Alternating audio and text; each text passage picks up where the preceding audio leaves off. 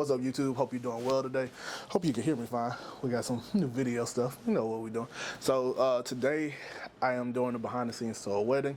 But there's probably gonna be like several videos that come out of this, right? So later on you'll get the behind the scenes to the wedding. This video might be a part of the behind the scenes, who knows?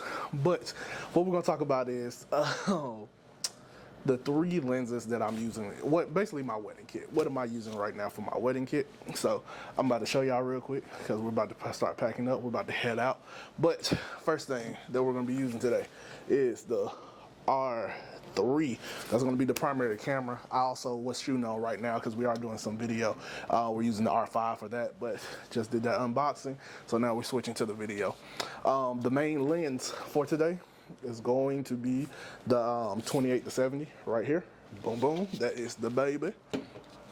Second thing we're going to have going is this 70-200, the Canon 70-200, and then just in case of emergency, just in case I gotta blow the background out or anything like that, or I just want to use it, we have the 50mm.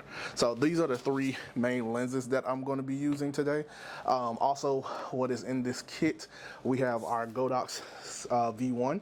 That's my main light, but also we're going to also be bringing the Godox 8400 Pro.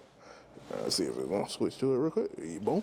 8400 Pro, just for the main portraits. So this is a little bit more of a run and gun shoot, so I'm not really sure what all we're going to be using. This actually might be mostly natural light for all I know. But for this particular wedding, we have a location that we're going to we're in New York.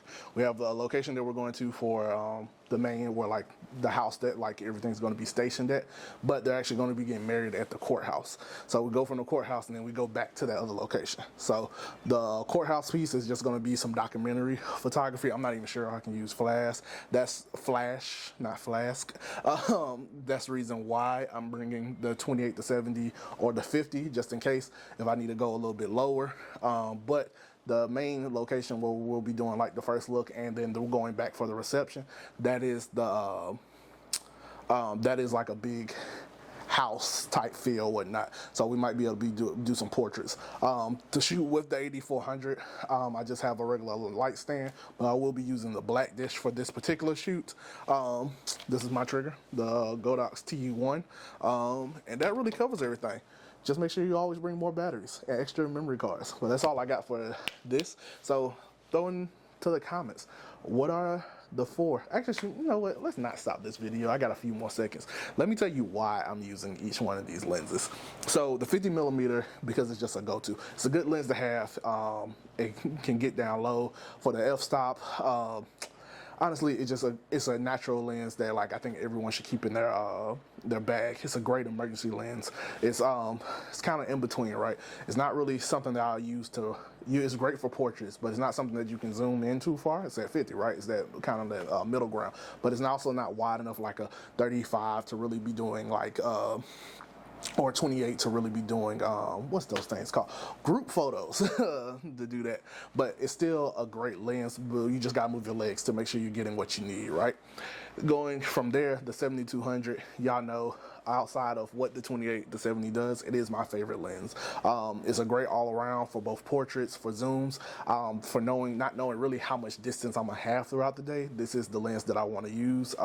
If I had to really only use one lens, I'm probably going to use my 70-200, and then my 28-70. One is it's just the most fun lens I think Canon has ever created that I've used. But two, it covers a variety. Once again, it gets to that 70 where it meets the 70-200. It also includes that 50mm range. It does have that f2 stop, which is really creative, and then that 28 for wide that I'm gonna use.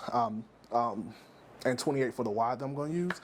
But that lens is going to probably be the go-to for the day. The 70-200 is going to be probably the backup, and then the 50, we'll see how I feel. But really, those are the three lenses. That is my wedding kit. That's really my main kit right now. But throw into the chat, what do you use for your weddings? What the lens do you go to? Are you a prime shooter? Are you a zoom shooter? As you see, I like zooms a little bit more than primes, especially since I got my f2 now. But keep us informed. That's your video. This is Dean Charles Anthony. I'm out.